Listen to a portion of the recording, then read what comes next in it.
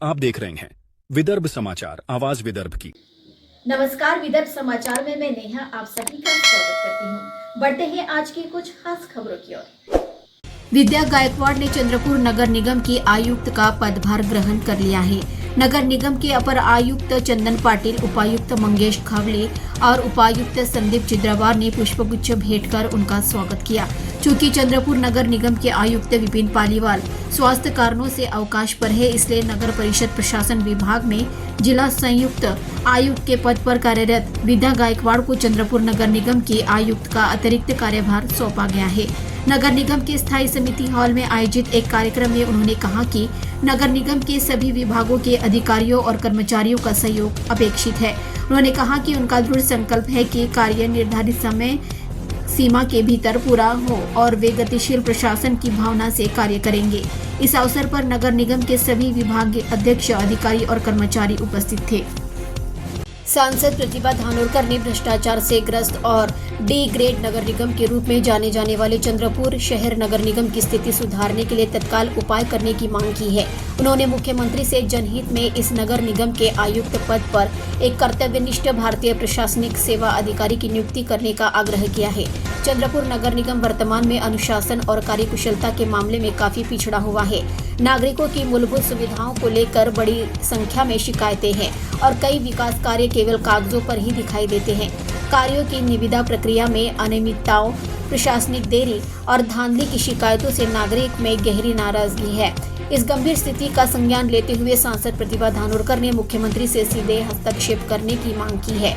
सांसद प्रतिभा धानोरकर ने अपने पत्र में कहा, चंद्रपुर नगर निगम के प्रशासन में पारदर्शिता लाने और नागरिकों को बेहतर सुविधाएं प्रदान करने के लिए एक सक्षम IAS अधिकारी की नियुक्ति आवश्यक है।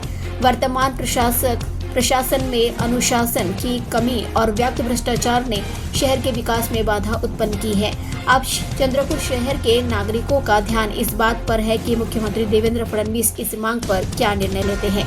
ऐसी उम्मीद जताई जा रही है कि IAS अधिकारी की नियुक्ति से नगर निगम के कामकाज में अनुशासन और पारदर्शिता आएगी। मैजेंटा क्रिएशन द्वारा आयोजित miss and Mrs India queen of nation 2025 का भव्य आयोजन होटल रिजेंटा सेंट्रल नागपुर में शानदार ढंग से संपन्न हुआ।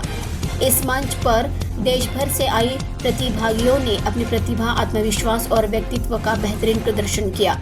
इस प्रतिष्ठित प्रतियोगिता में बल्लारपुर महाराष्ट्र की साक्षी जायसवाल ने शानदार प्रदर्शन कर miss India queen of nation 2025 winner का खिताब अपने नाम किया। इस जीत के साथ उन्होंने न सिर्फ अपने परिवार को गर्व का एहसास कराया, बल्कि बल्लारपुर महाराष्ट्र शहर का नाम राष्ट्रीय स्तर पर रोशन किया। उन्हें विजेता का क्राउन, ट्रॉफी, सैश और पुष्पगुच्छ प्रदान किया गया।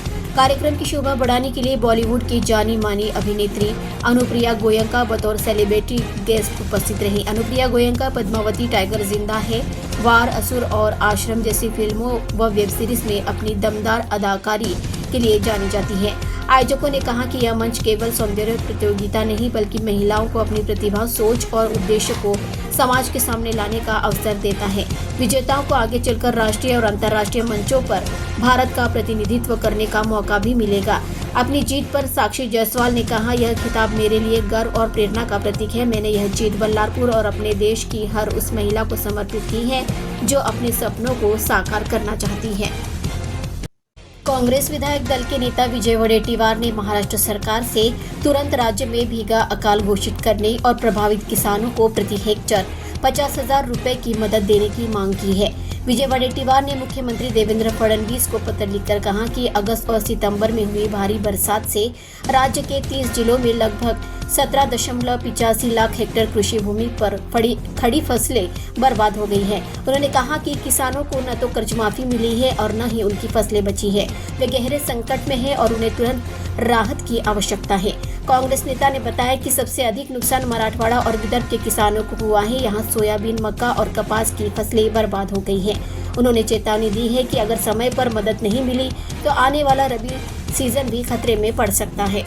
नाही, मुळात आता सरकारकडे पैसे जर पाहिजे असेल तर ते समृद्धीसाठी वापरावे, नवीन नवीन नॅशनल हायवे, आपला हायवेसाठी, पुन्हा म्हणजे इन्फ्रास्ट्रक्चरवरच पैसे द्यायला पैसे, इन्फ्रास्ट्रक्चरसाठी आता जे कॅबिनेटमध्ये निर्णय झाले, काय महाराष्ट्रातला शेतकरी रडतोय, कर्जमुक्तीसाठी टाळ फोडतोय, धानाला भाव मिळत नाही, कापसावर ते कुठलं तरी नवीन आता प्रकारची किडी आली आपल्या याच्यावर सोयाबीनवर. प्रचंड 90% सोयाबीन आता उद्ध्वस्त झालेलं आहे आणि मराठवाड्यामध्ये तर धोधो पाऊस पडून होत्याचं नव्हतं झालंय. आणि मग यासाठी पैशाची आवश्यकता आहे की नवीन रस्ते बांधणीसाठी जागा खरेदीसाठी लँड एक्विजिशनसाठी असे निर्णय घेऊन सरकार शेतकऱ्याच्या मानेवर पुन्हा सुरी चालवण्याचंच काम करतोय, मान कापण्याचंच काम करतोय. त्यांना कुठल्याही सरकारला शेतकऱ्याप्रती आस्था नाही, प्रेम नाही, काही राहिलं नाही. यांना फक्त इन्फ्रास्ट्रक्चर उभे करून त्यातून राज्य खड्ड्यात जाऊ दे, पण पक्षाची स्थिती मजबूत व्हावी, पक्षाला आर्थिक पाठबळ मिळावं एवढाच उद्देश दिसतोय. जनता यांच्या नजरेपुढे नाही, हे आता स्पष्ट झालेलं आहे. खबरों में बस आज इतना ही. ताजा खबरों के लिए देखते रहिए विदर्भ समाचार. तब तक के लिए नमस्कार.